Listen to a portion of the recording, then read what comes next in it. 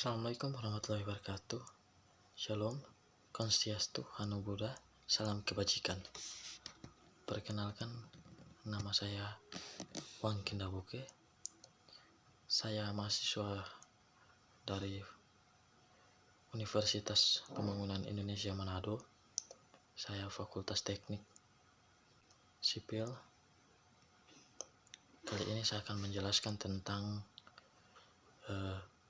manajemen konstruksi, bisnis, jasa, dan pelaksanaan konstruksi. Dan saya akan mengambil contoh dan pengertiannya.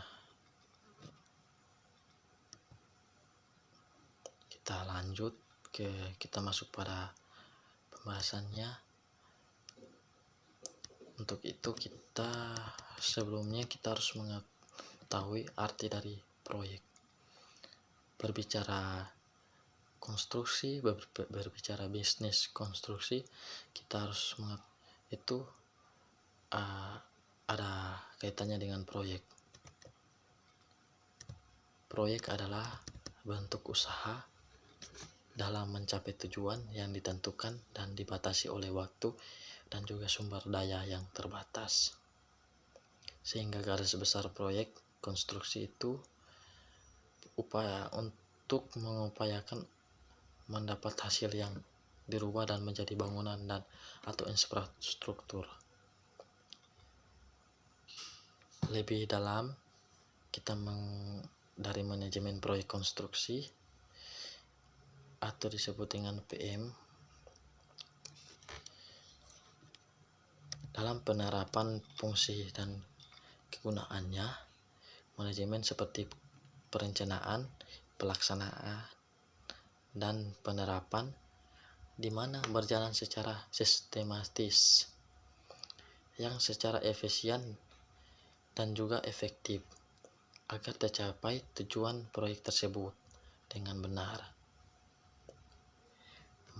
Manajemen konstruksi membawahi mutu visi dan konstruksi, biaya dan waktu, di mana manajemen tenaga kerja dan sumber daya manusia dan manajemen material lebih ditekankan dan digunakan.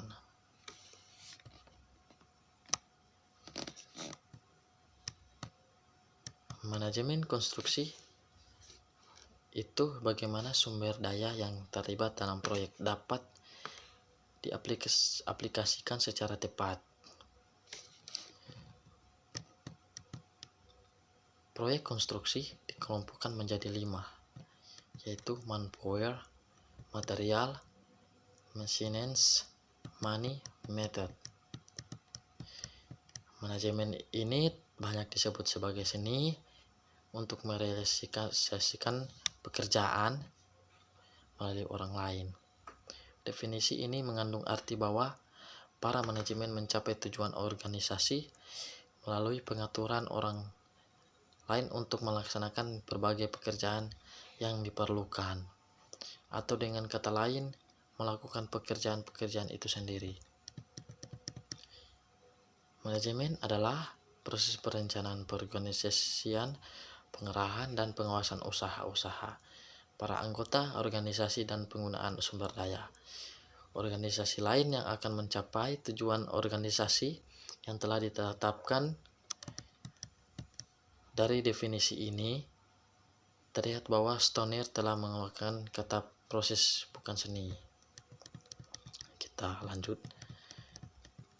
Tujuan dari manajemen konstruksi itu adalah mengelola fungsi manajemen atau mengatur pelaksanaan pembangunan sedemikian rupa sehingga diperoleh hasil optimal sesuai dengan persyaratan untuk keperluan pencapaian tujuan ini.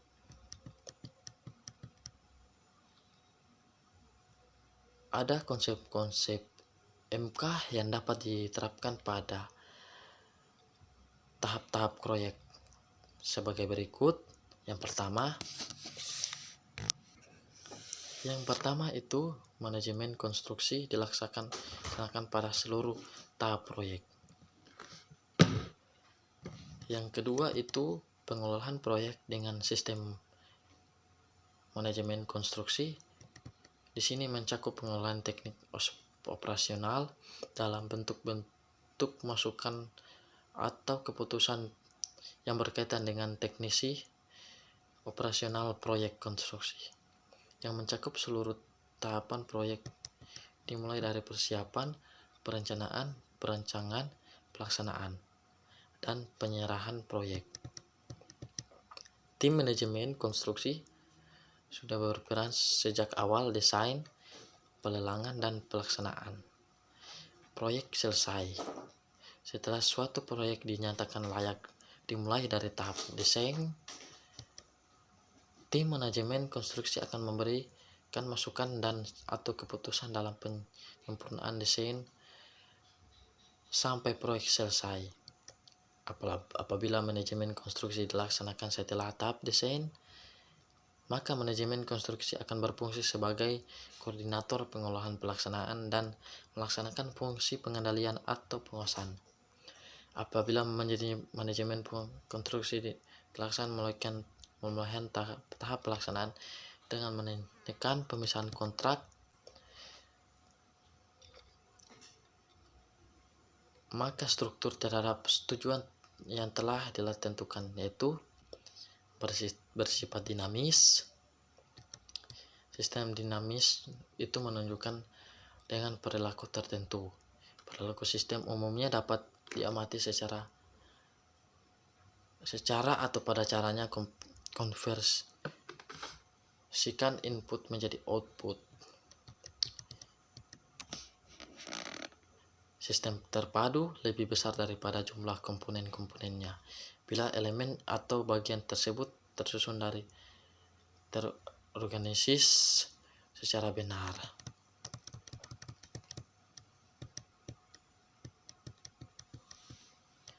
Peranan manajemen konstruksi pada tahap proyek.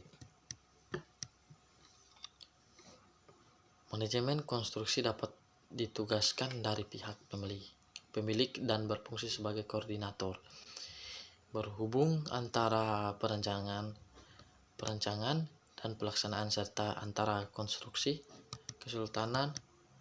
Manajemen konstruksi dapat dilibatkan menjadi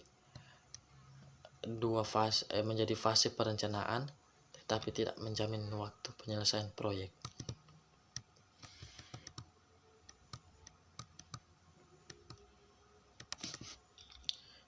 Kita lanjut pada peranan manajemen konstruksi dalam industri konstruksi. Peranan manajemen konstruksi dalam industri konstruksi adalah layanan yang sangat baik yang menyediakan koordinasi dan komunikasi seluruh proyek konstruksi. Sebagai manajer proyek konstruksi akan menangani semua tahap konstruksi proyek Anda.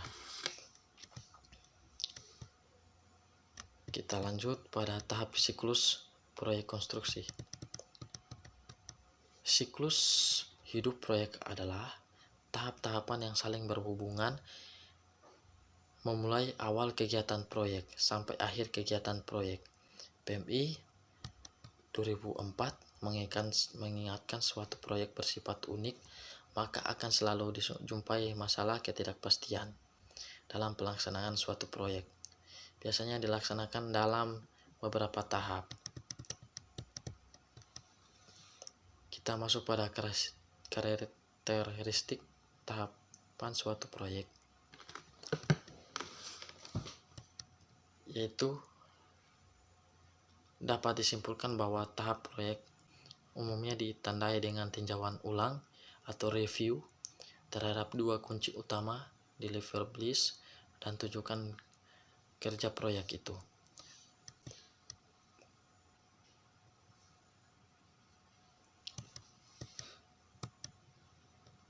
Siklus dan proses sistem dalam manajemen. Aspek penting dari pendekatan sistem terletak pada siklus sistem dan prosesnya, yaitu perubahan teratur yang mengikuti pola dasar tertentu dan terjadi dalam sistem masa aktif.